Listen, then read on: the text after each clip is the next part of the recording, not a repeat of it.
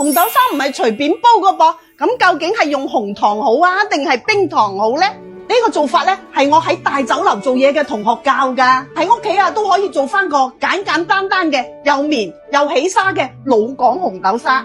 嗱，幫白姑點個讚，認真聽啦！白糖、冰糖、紅糖，究竟點樣用先啱呢？佢哋嘅原料呢都係甘蔗喎，用甘蔗汁呢提取之後再加工呢，就變成細細粒嘅白砂糖啦。佢係雜質少，通常係用嚟簡單嘅提下甜味。而冰糖呢，佢喺白糖嘅基礎上邊結晶而成嘅，比較適合煲啲清潤嘅糖水。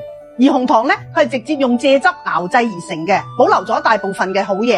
而且呢，佢喺熬製嘅過程中蜜性變得暖暖地，特別針對入邊嘅紅色嘢嘅。嗱，啱晒秋冬天呢，攞嚟沖水或者煲紅豆沙嘅。尤其係啲靚女紅色嘢唔夠，唔化妝都唔敢出街嘅。揀紅糖呢，要認準35885呢個 number， 有呢個 number 呢，先係符合標準嘅純紅糖啊。佢個配料表呢，就係得一樣甘蔗。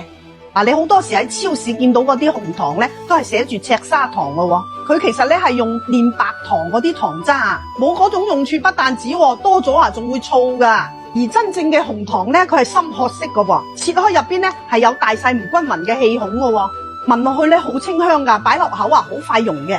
最好揀到啲呢獨立包裝嘅，喺廣東3、4月都唔怕翻潮啦。嗱，靚女無論煲糖水煲花茶，放一磚落去方便又快捷。煲紅豆沙想佢起沙呢，其實好容易噶。我哋將啲紅豆洗佢下，放啲水落去，急凍佢一晚。第二日呢，再攞出嚟，水滾之後呢，放落去。一冷一熱呢，啲豆皮開花呢，咁就容易起沙噶啦。我哋再放埋啲蓮子、百合、陳皮落去，大火煲開轉文火1個鐘。差唔多煲好呢，我哋就放2磚古法紅糖落去，等啲糖溶咗，咁就食得噶啦。紅豆沙就煲好啦，你睇下啲紅豆起晒沙，食落去粉粉糯糯噶。老廣紅豆沙呢，一定要放陳皮喎，食落去啖啖都陳皮味噶，因為用咗靚嘅古法紅糖清清甜甜，唔會漏噶，正啊！關注白姑，日日有靚湯。